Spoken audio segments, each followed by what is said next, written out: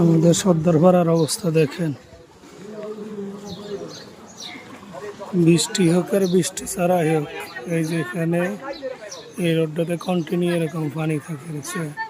এখানে একটা মাদ্রাসা আছে, হাফসা সৈয়দা হাফসা বালিকা মাদ্রাসা। বাচ্চারা স্কুলে যে মাদ্রাসা যাইতে পারে না, বাসা বাড়ি রাস্তাঘাটগুলোর দেখেন অবস্থা। তো মানুষ বাসার থেকে বাইরে যেতে পারে না, বাচ্চারা স্কুলে যেতে পারে না, শিক্ষা প্রতিষ্ঠানে যাইতে পারে না, মানুষ একটা রুগী বের হইতে পারে না। কি অবস্থা দেখেন রাস্তাঘাটে, এই অবস্থার বাসার থেকে বের হওয়ার কোনো আছে? সুস্থ মানুষগুলো মনে করে পইরা যে কয়েকদিন আগে গত পরশুদিন একটা লোক পিছলাই পইরা পা ভেঙে ফেলছে, পায়ের গোড়ালি হার ভেঙেছে। এগুলো রাস্তার অবস্থা দেখে এগুলো কাজ ধরে। আর এরকম বর্ষাকালে মানুষের সারা বছর ভোগায়, শুকনো সিজন চলে যায়, বর্ষাকালে সব কাজ ধরে, যাতে মানুষের দুর্গতি বাড়ে, মানুষের কষ্ট পায়।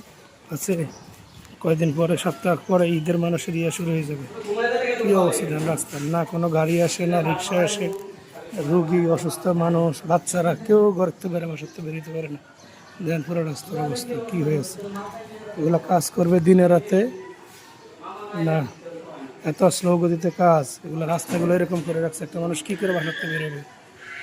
মানে হাঁটতে পারে, বয়স্ক মানুষ থাকে, দেখেন তো অবস্থা। মসজিদে যাইতে পারে না, ক্লাসে যাইতে পারে না, শিক্ষা প্রতিষ্ঠানে যাইতে পারে না, মানুষের বাসার থেকে বের হইতে পারে না। রাস্তার অবস্থাতে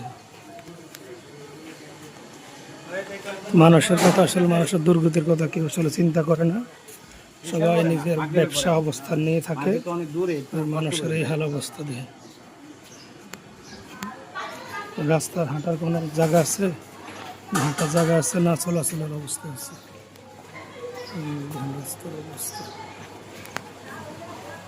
কতদিন মানুষ কষ্ট করবে,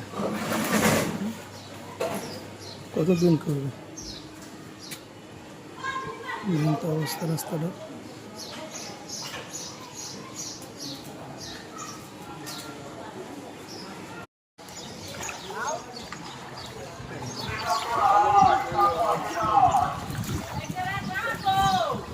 পানি অনেক